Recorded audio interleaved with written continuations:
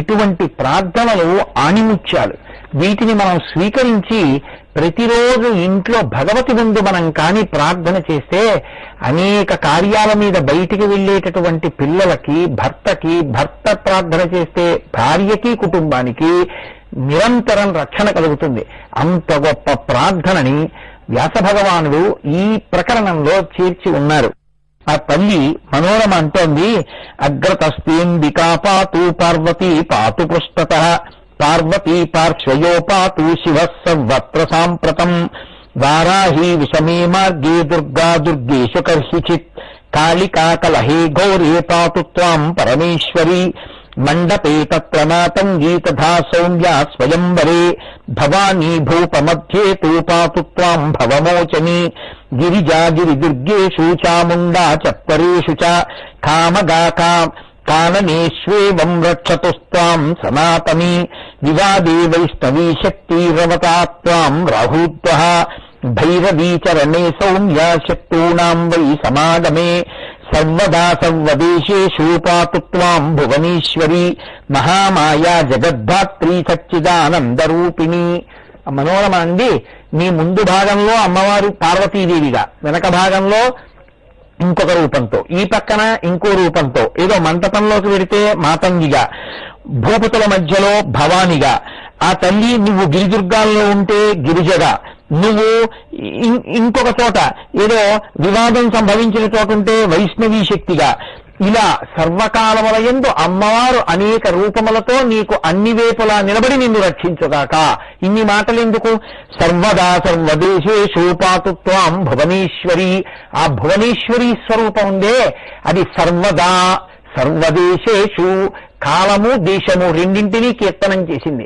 నువ్వు ఏ ప్రదేశమునందు నిలబడినా, ఏ కాలమునందు నిలబడినా భువనేశ్వరీదేవి నిన్ను రక్షించుగాక. కాబట్టి సర్వదా సర్వదేశేషు పాతు త్వాం భువనేశ్వరి మహామాయా జగద్ధాత్రీ సచ్చిదానందరూపిణి. కనీసం పైవి రాకపోతే ఈ ఒక్క శ్లోకాన్ని సర్వదా సర్వదేశేషు పాతు త్వాం భువనేశ్వరి మహామాయా జగద్ధాత్రీ సచ్చిదానందరూపిణి అని మన పిల్లలు బయటికి వెడుతున్నప్పుడు మనం జగదంబకిని ప్రార్థించి అమ్మవారి పేరు మీద రక్ష పెట్టి పంపిస్తే ఎక్కడ బుద్ధి వచ్చేటటువంటి సంఘటనను తట్టుకోలేక వైక్షుబ్ధులు పొందివారు ప్రమాదములకు లోనవుతారో దానినే కదా ప్రమాదం అని పిలుస్తాము. బుద్ధి పనిచేసినది ప్రమాదం ఎందుకు అవుతుంది? కాబట్టి ప్రమాద వేళ ఏర్పడినప్పుడు ఆ దేశములో, ఆ కాలములో భువనేశ్వరీ స్వరూపంతో అమ్మవారు బిడ్డల్ని రక్ష చేస్తుంది. కాబట్టి అంత అద్భుతమైనటువంటి శ్లోకాన్ని ఇచ్చారు. పేరు చెప్పను కానీ నాతో మాట్లాడుతూ ఈ మధ్యకాలంలో ఒకరు నాతో ఒక మాట అన్నారు. ఎప్పుడైనా భగవద్భక్తుల మనస్సుకి ఏదైనా కొంచెం కష్టం కల్పించవలసిన అవసరం కలిగితే అనుభవం ఇవ్వడానికి, దానికి పరిష్కారం కూడా భగవతి సిద్ధం చేయకుండా ఉంటుందా అన్నారు ఒకరు నాతో. ఎంత కష్టంలో ఉండండి, ఆ కష్టం నుంచి తప్పుకోవడానికి కావలసినటువంటి మార్గాన్ని ప్రచోదనం చేస్తుంది ఆవిడ బుద్ధిలో. అది అమ్మవారికి ఉన్న గొప్పతనం. అందుకే ధియో యోన ప్రచోదయాత్, ధియో యోన ప్రచోదయాత్ అని అడుగుతారు. సమస్య ఉంటుంది బయట, పరిష్కారం ఎక్కడుంటుంది? బుద్ధిలోనే ఉంటుంది.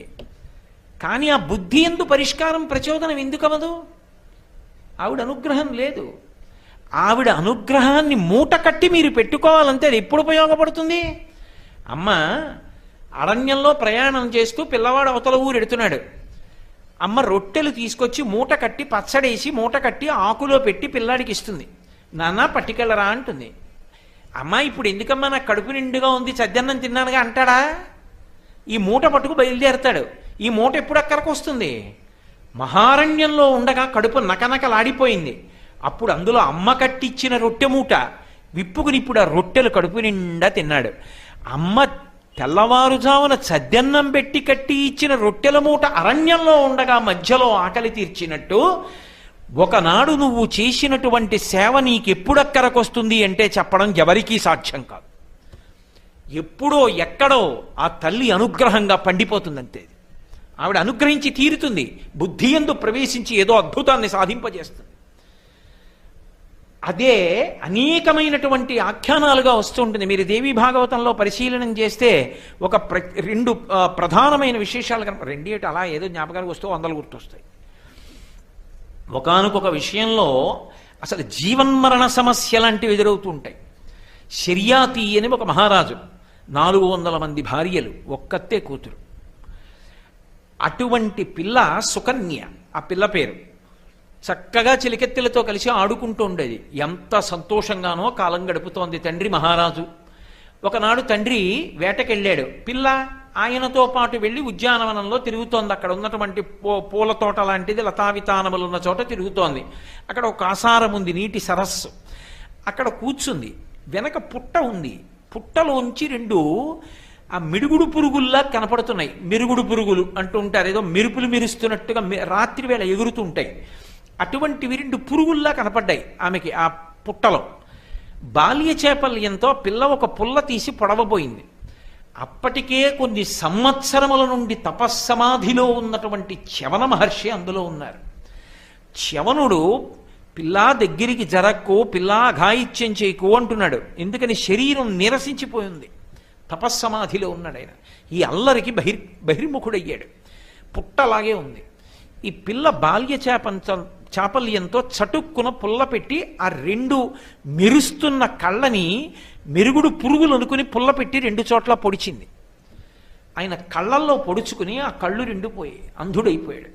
అంతటి మహాత్ముడికి అపచారం జరిగింది. భాగవతులకు జరిగినటువంటి అపచారం కట్టి కుడిపేస్తుంది. ఆయనేం అనలేదు. కానీ మహారాజు పరిపాలన చేస్తున్నటువంటి దేశంలో ఉన్న సమస్త ప్రాణులకు మలమూత్ర బంధనం అయిపోయింది. ఎవరికీ ఇంకా స్వస్థత లేదు. మల విసర్జన అవ్వట్లేదు, మూత్ర విసర్జన అవ్వట్లేదు. ఏం జరిగిందనుకున్నారు? ఎక్కడో ఎవరో ఒక మహాత్ముడి పట్ల అపచారం జరిగింది. అందరినీ పిలిచాడు. మనం వేటకెళ్ళాం, ఎవరైనా ఏదైనా పొరపాటు చేశారా చెప్పండి అని అడిగాడు.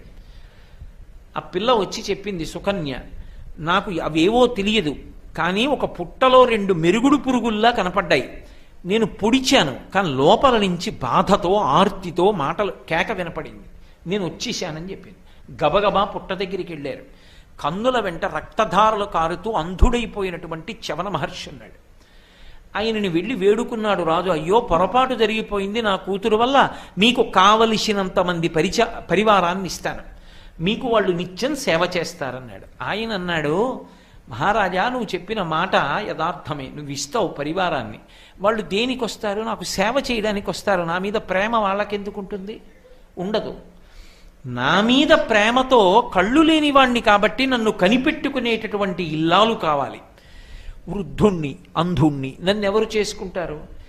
ఏమీ కూతురు పుల్ల పెట్టిన 2 కళ్ళు పొడిచిందో ఆ పిల్లని నాకు ధర్మపత్నిగా ఇయ్యి, ఆ పిల్ల నన్ను అనుగమిస్తుందన్నాడు.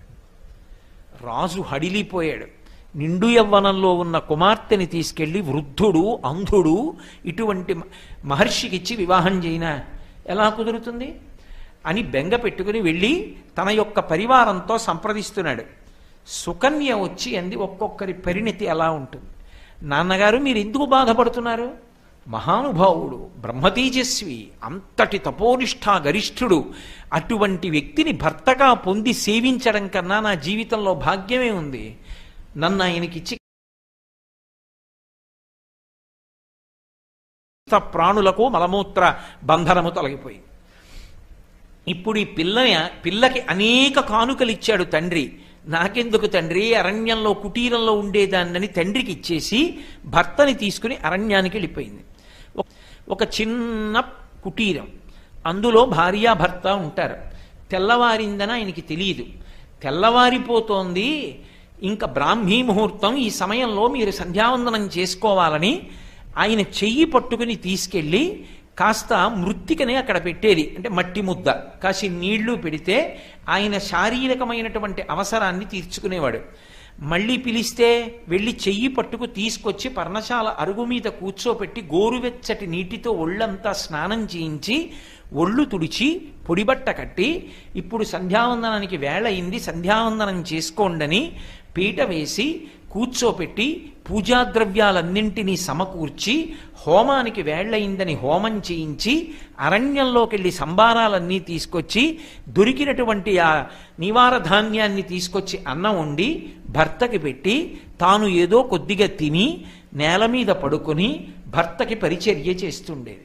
చాలా కాలం జరిగిపోయింది. ఒకనాడు ఆమె ఇలాగే అరణ్యంలోకి భర్తకి ఉపచారాలు తీసుకురావడం కోసమని వెళ్ళింది.